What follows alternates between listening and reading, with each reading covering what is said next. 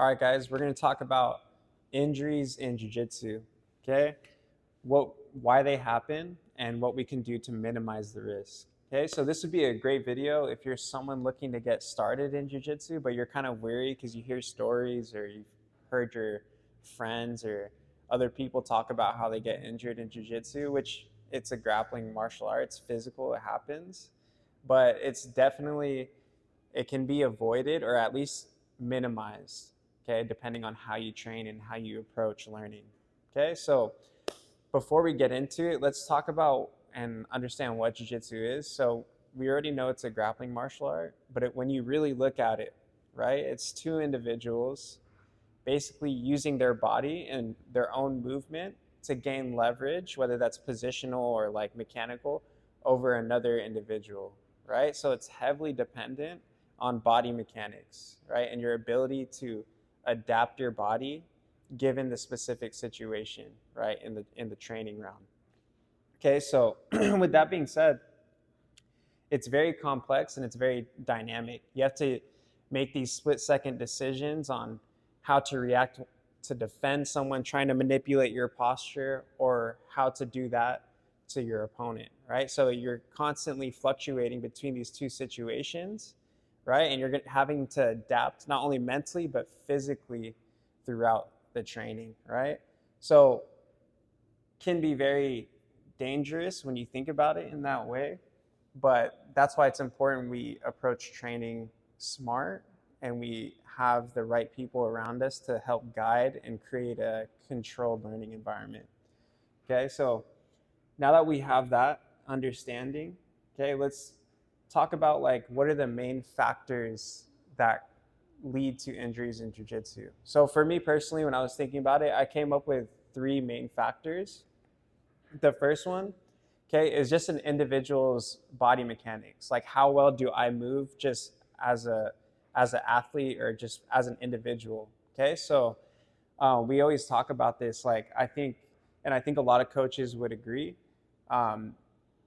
The best people that learn the fastest and maybe can start off jiu-jitsu safer with less risk of injury are people who grow up doing athletics, right? You grow up playing sports. But there's also a vast majority of practitioners, okay, who don't come from an athletic background. And that's what makes jiu-jitsu really cool, is because you don't have to be an athlete to learn jiu-jitsu, right? But with that being said, there is a risk there, because if you don't have the proper body mechanics, or like, for example, like a lot of us weight lift or we go to the gym and people get hurt lifting weights. They get hurt because they don't have the proper technique, right? And the proper control over their body and how to contract their muscles, right? The mechanics aren't clean. So when you go into something like jiu-jitsu where you're trying to manipulate someone else, right? You're trying to control them, take them down, right? Apply joint lock submissions. Like there's a huge amount of risk there, okay? And that really just comes down to first your own movement and control of your own body, right? So the second factor, so aside from your own body mechanics, would be an individual's understanding of technique. So not just understanding what it is you're doing and why you're doing it, but actually understanding the mechanics of a technique. Now, where this comes into play is like drilling. Like a lot of people now are taught, there's like a big wave of people who think you don't have to drill and you can just go into situations, which you could do that for skill development. But again, huge risk, because you're putting someone who doesn't understand how to even move their body in a safe manner, right? So yeah, you could develop skill, right? But it's high risk in potentially tweaking something because you're unfamiliar with how to adjust your body to the situation. Okay, so, you know, understanding technique goes beyond just the technique itself. It goes into like, how am I actually controlling my own body's movement while applying the technique? Okay, now like I always, one way to think about this is like for those of you that already train is, you know, you've been caught in situations where maybe you want to execute a certain technique, right? And it's just not working, right? And you're going, and then maybe you go even harder, right? And then you tear something, or person who's receiving the technique does some weird thing and you get elbowed in the face, or whatever the situation is. It's kind of like that saying, like trying to jam a square peg into a circle hole, right? Or vice versa. I don't know the saying, but you know what I mean, right? It's like we're trying to force something, right? Because we don't really understand the technique, right? And if you're trying to force it, it just means that's not the right time and place for that technique. So that's another huge factor, right? Understanding technique. Okay, so now the third factor, okay, is an individual's ability to control their emotions and their ego. So this is a big one. So I think for beginners, it's more about their emotions, right? In jiu-jitsu, you're gonna be put in these uncomfortable spots, someone mounted on you, right? All their weight on you, or someone on your back, arm around the neck, right? These are very scary positions, especially if like you didn't grow up grappling or like wrestling around with your brother, your siblings, or whoever, right? These are scary situations. And a lot of times you'll see people, it elicits like that fight or flight response, right? The breathing starts getting hectic and they start like stiffening up, right? So being able to control your emotions is a huge factor, right? And another risk if getting into training. So like if you're in an environment where it's very intimidating, or you're paired with someone who also is very new and like intimidated by jiu-jitsu, right? It can really pose as a high risk, because you're getting two people who are scared to do the activity, right? Let alone if the environment's really competitive, it can just increase that, right? So for newer people, I would say it's more emotions.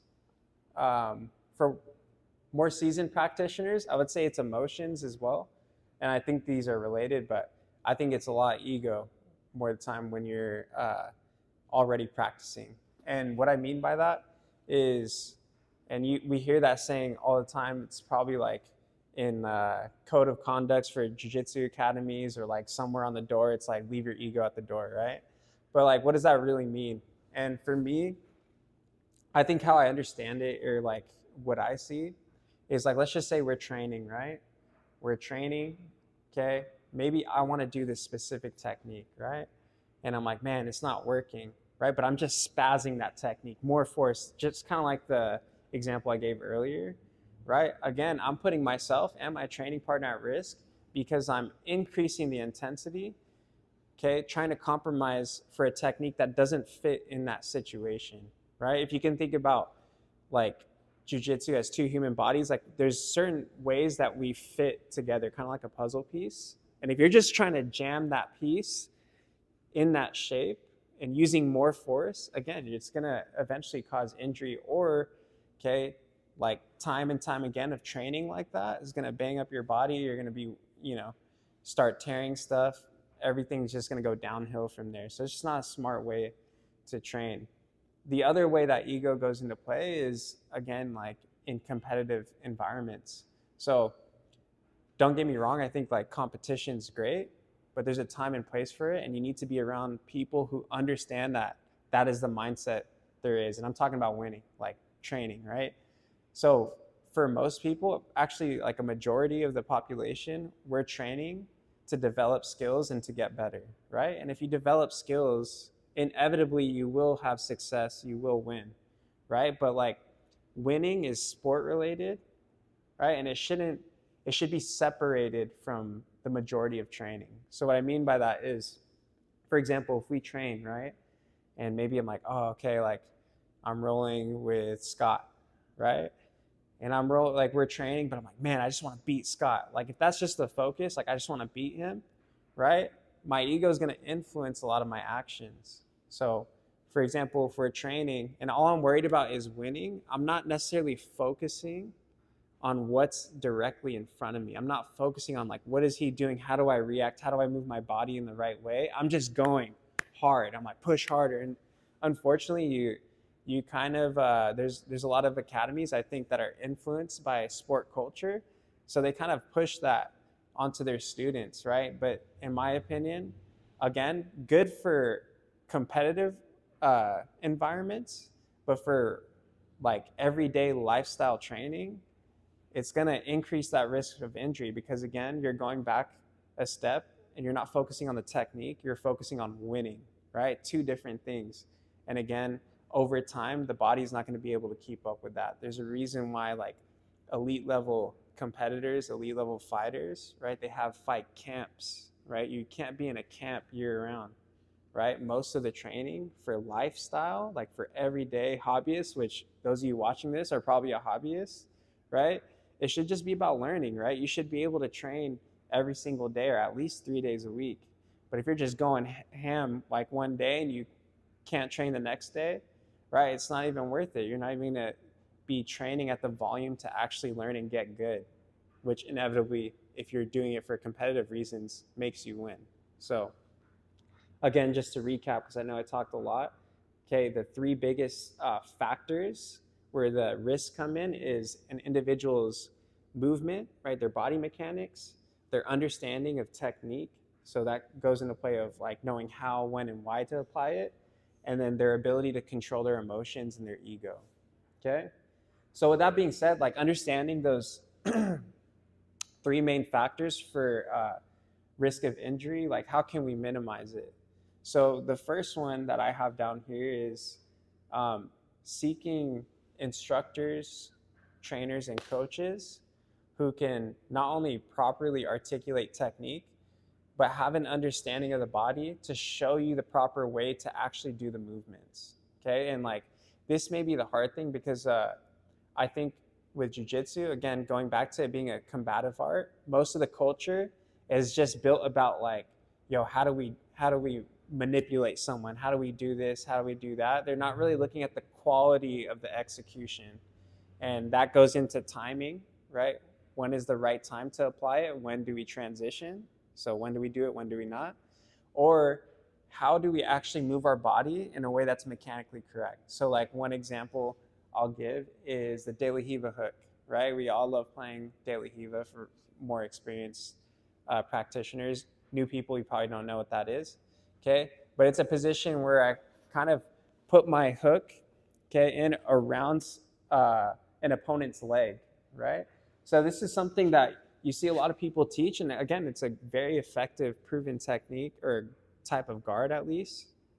But for most people, the knee, right, can't move like that, or it doesn't fit in the right way for most people. And actually, when you look at the human body mechanically, okay, the way that a lot of people teach it, we shouldn't, it's not a good movement for our body to do for our knee safety. But it's a technique and it's taught, right? But again, that goes back to having the right instructors to have that education and understanding of the human body to know, like, is this technique or the way that it's being shown right for my body? Like, does that work mechanically with the human body?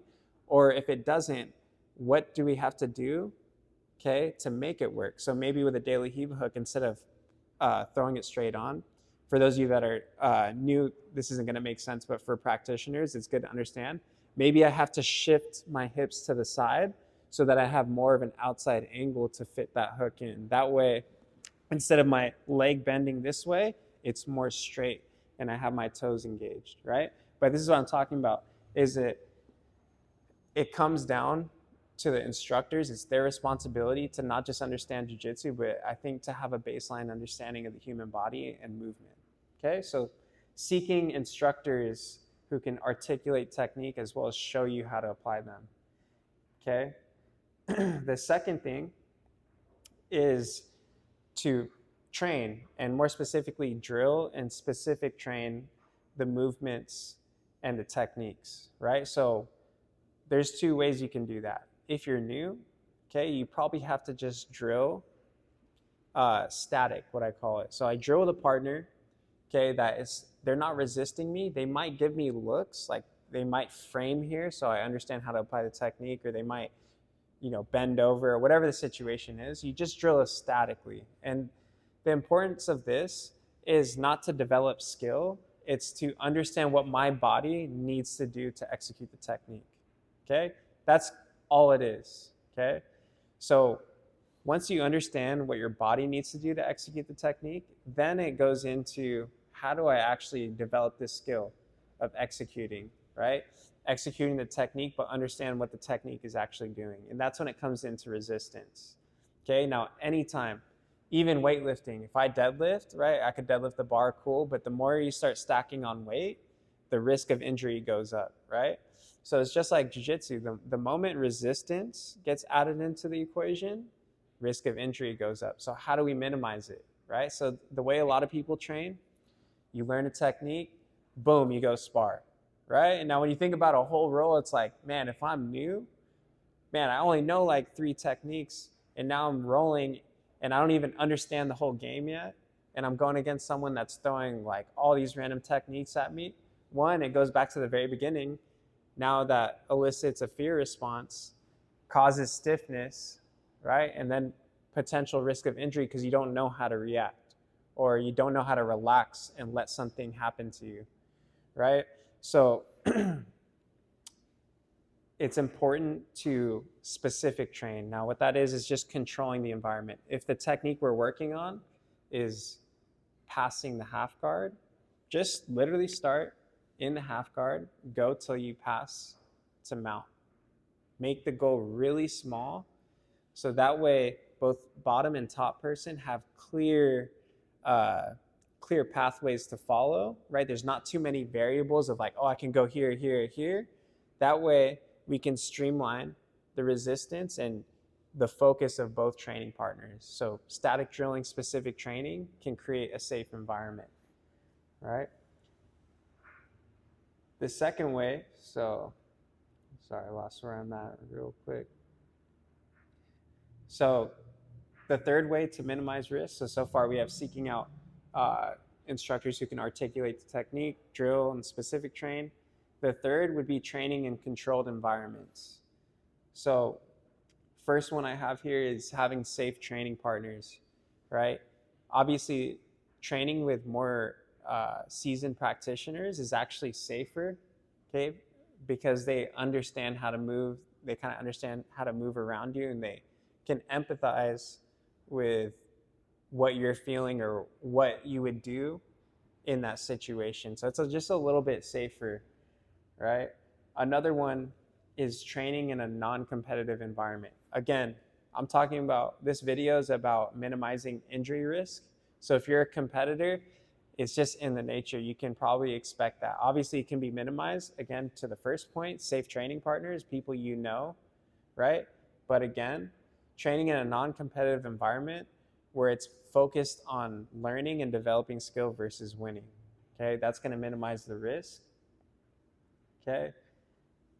The third thing I have goes back to what we were talking about before, organizing your training so that you eliminate as many variables as possible. So when you learn a technique or you learn a concept, okay, rather than just open sparring right away, start with specific training, then graduate to positional sparring. That would be like, okay, start in the position and then go till submission, right? Play the game starting from that spot. And then lastly, once you've worked through those 2 drills, okay, then free roll. But really, a majority of the training, in my opinion, should be specific training and positional sparring.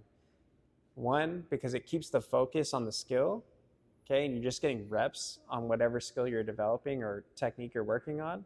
But 2, again, eliminating the outside variables, right? When you're training with people of different experience levels, again, this is going to pertain more to beginners, right? If you have an open spar, right, open roll with 2 new people, right, you're going to be seeing someone who saw this technique on YouTube, and you have another student who's trying to work on the technique of the day, right? And those 2 things clash, right? You get a guy applying a technique he doesn't really understand, and you get someone who doesn't even know what's happening to them. Again, huge risk for injury, seen it a lot. That's why I think for beginners, like that's especially how we run the classes at Kata.